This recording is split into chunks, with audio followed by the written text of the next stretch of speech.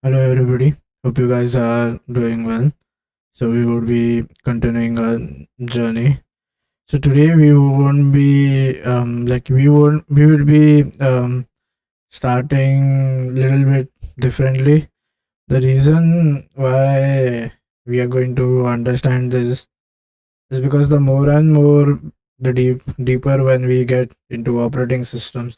So this things will keep on popping up.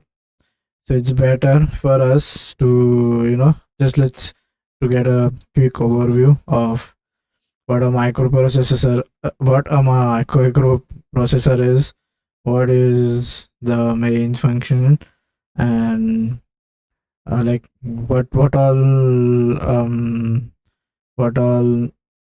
things that we need to know before going on. And so then understanding a microprocessor. Now there are different types: 8085, 8086. Then you have 8088.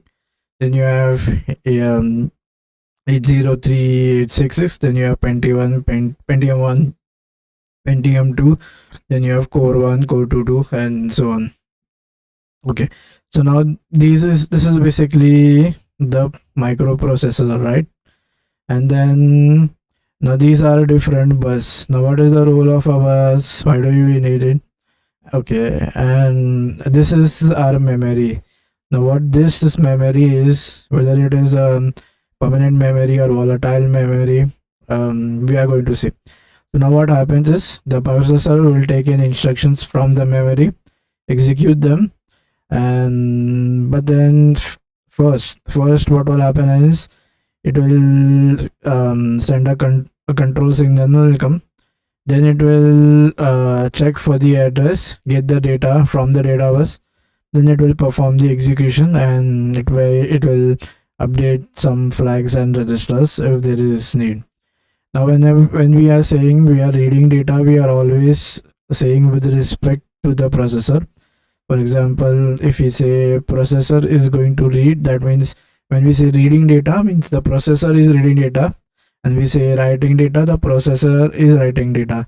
Now the processor can write data into the memory or can write into the IO ports. It can also take in data from the IO, put it in the memory, and then at some time during the later on instruction, read that same data. Now remember, the point is this is not all on one chip. So you have the processor on a single chip, you have the memory on one chip, and then you have the peripherals on another chip, and they are all together singularly stacked on a board which is called as the motherboard. So the motherboard will contain of all the three, right? The memory, the processor, and the IO port. It will also contain the buses. So this comes with the processor, and then it will also have the bus for the IO ports. Now let's understand when we say memory, what kind of memory are we dealing with? So when we say memory, broadly memory can be classified into two types. One is a volatile, one is non-volatile. Volatile is basically a memory which is, it never, even if you switch off the computer, it never goes off. It is there. All devices have a volatile memory, and these are also called as secondary storage devices. For example, your CD, SSD, HDD. So once you have written data to CD, it's very difficult to erase it, right? And you can corrupt the data, but you cannot erase the data. Then you have something called as a non-volatile. Now, non-volatile memory is basically something which goes off the moment the power is turned off, and yes. So generally, these are generally bigger in sizes because a lot of programs have to be stored, right? For example, when you play games, when you are not actively using it, you don't want that to sit in the. So remember, the processor is going to fetch from the memory, from the memory, right? If this memory is volatile, then the number of instructions present here will be so much. So then it will kind of be a problem. That this is limited, the size is limited, right? So then it will be a problem, like which should be so anyway, at any time when we try to install a new game, maybe a new update, it will say clear the volatile memory. It will say to clear us. So then basically we only store those things that need current execution cycle of the CPU. So for only those instructions are come here in this memory. This is basically a non-volatile memory. There are two types, SRAM and DRAM. SRAM stands for static RAM. Now why it is static? Because here bits is stored in the form of in capacitors. So if you see in transient equation, capacitors have the ability to charge and discharge. The charging basically represents the logic 1 and the discharging represents the logic 0. Now it takes time. The problem with SRAM is it takes time for the capacitor to charge and discharge.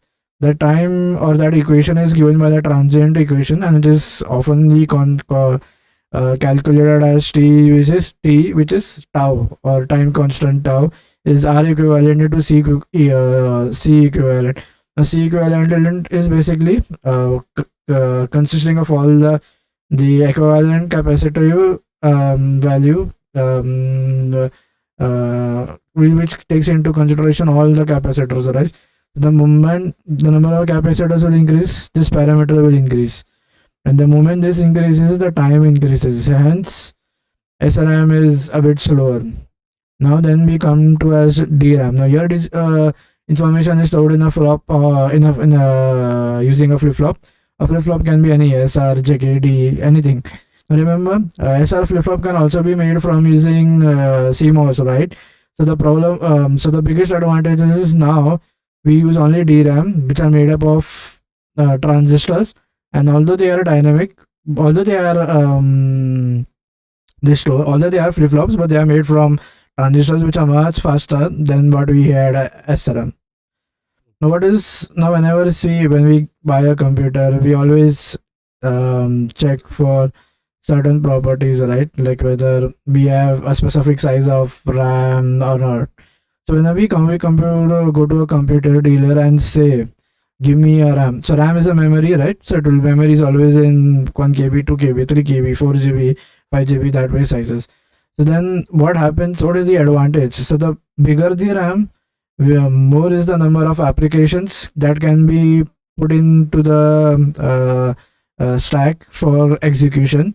You can have more number of processes, and but then it does not affect the processor speed, right? Because processor the speed has nothing to do with the size, right? I mean, however more number of instructions you store, that is not going to have any effect of the speed. It's just going to be there until the CPU goes and executes those. Nothing is going to happen. And then previously we was talking about 3 buses, right? Okay, then we said what are the types of buses. Now what is a bus? So basically this is something what we call as a bus. This is like, these are lines, right? Basically, which are going to carry the data. So remember, bus and transport is basically which is going to take you from a point A and drop you at a point B. So that thing is basically a bus. So then we call this also as a bus similarly. Okay, now there are 3 types of buses. Control bus. So this is basically going to indicate whether we are going to write or read. A data bus, basically now data bus carries the data, right? For example, let's take an example of a real bus. Now a bus has a capacity, right? That capacity is nothing but the data bus. So the data bus, greater that capacity, greater data can be flown. Lesser the capacity, lesser data flows to that. And this is bidirectional. Now data is always with respect to the processor. Okay, now the address bus. Now this is the most all of the buses are important. Now then the problem then see the bus, it carries a line. It's a line basically which carries data.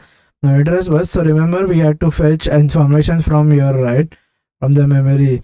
So first we need to go to a particular memory location, get that address, then save what control we need, are we reading or writing, and then in the data bus take the data. Now so basically we say the size of this memory is generally proportional to how much address bus we have. So for example, if we have 2 locations, So like one memory location. So then when we say in memory, what do we say, like how much information can be stored, or how much data can be stored in one specific location. So in one specific location we can store 1 byte, 1 byte of data. Okay, now then now there is a relation between number of bus, between the address bus and the locations, right? We will see that. The next is something called as pipeline. Remember, our processor has to get the, so there are three things that the processor does: fetch, decode, and execute. Now fetch, it's very common. Basically you get the data. What are we decoding here? Remember, already information is present in the form of one and zeros, because this is a dynamic RAM, right? So DRAM will always have the information stored in one and zeros.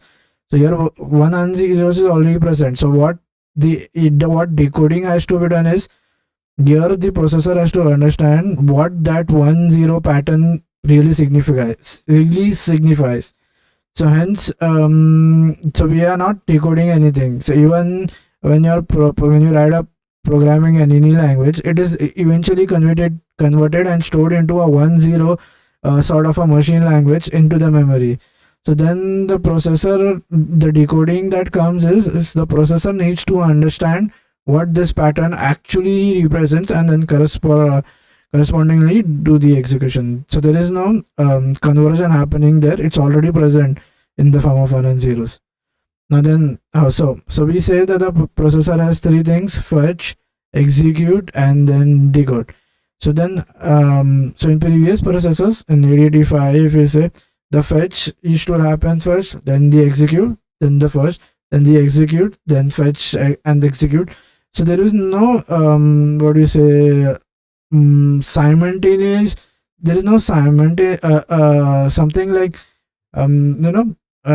it's not simultaneous. I mean, it happens in consecutive nature. But then in pipelining, what we do is we kind of make the first fetch, and when we are doing the next execution, we make the fetch in the same cycle, thereby reducing the time taken, and thereby reducing this. Thereby we are increasing this. Thereby we are not wasting the CPU cycle. In the same CPU cycle, we are utilizing so many things. Why CPU cycle is important is CPU cycle is responsible. The moment we don't come to the CPU, nothing is going to get executed. So if you want anything to be executed, eventually we will have to use the CPU, or we will have to come to the CPU cycle. Then the next thing that is we say is memory banking. Now see, what is happening here is, so we said our memory has so in one location I can store 1 byte, and then so what if I want to access a data which is 2 byte? Now there are two ways to solve this problem. So one is you kind of store them in consecutive locations. The problem is if I store it in different in non-consecutive manner, then there will not be any mechanism for us to relate those two data, right? We don't want those two data to be lost because they are related to each other. So then that is the reason we store them in consecutive locations. Okay, so then once we store them in consecutive locations, remember the processor can only give one address. The processor will always generate, it's practically impossible to generate multiple addresses in one same cycle.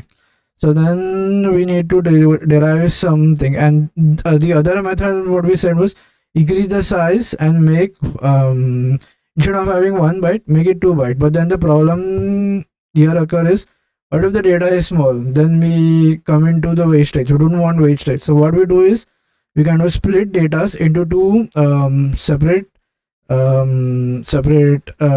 chips. So then that is why you don't have one RAM. You have different RAMs stored on the memory. Like if you see any RAM in real, if you see any RAM on a chip in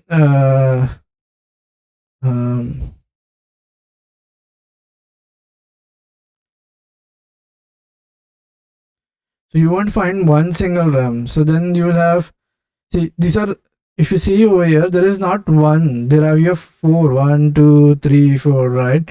So the advantages of using 4 RAM is, I don't know what happened. Okay, so yeah, that's what I'm saying. Now the advantage of using 4 RAM is, or multiple or performing that memory banking is, using only one address. So if I have two address, then only if I have two chips, which chip has to be selected, that can be done only by one address line. The remaining can be will remain constant. So hence we kind of we don't store everything in a single RAM. We have multiple RAMs. Now there is something called as aligned and misaligned data. So remember, 1 and 2 are also consecutive locations. But then the problem is we don't do this thing is, if you start, but this is very specific to 8086. If you do this, then what happens is, since the difference is not the difference in the two bits is not no longer only one, so then that one single line will not be able to use to identify which chip are we selecting. Okay, now we come to something called as memory segmentation. So the segmentation is basically you divide the memories into different segments.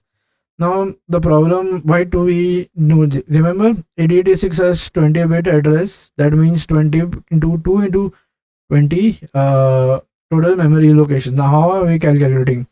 So if I have 1 bit, then in that one box I can either store a 0, or in that one box I can store a 1, right?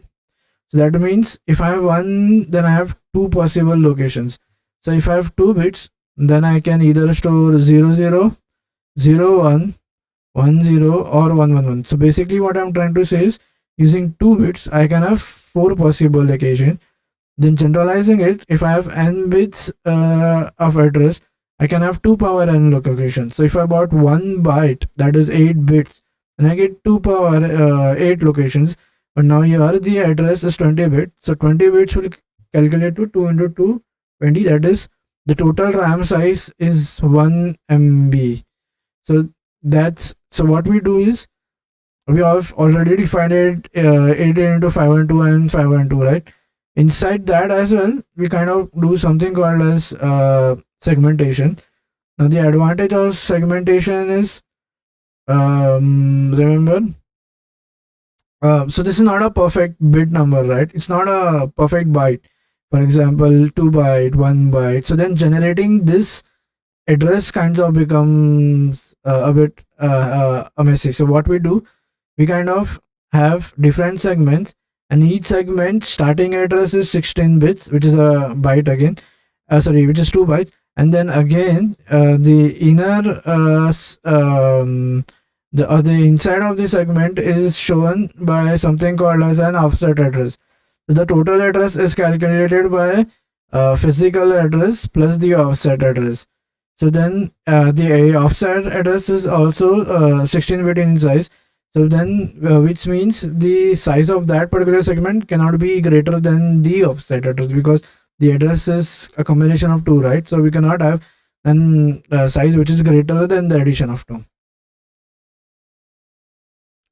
Okay, yeah, so that's all for this lecture. We'll continue with the architecture of process we'll continue with the architecture and other when we study other concepts, like, so right now I just gave quick like recap how things are running, how about how possible things do we have, and we'll continue with the LU and other things in the next lesson. Till that time, take care. Bye bye.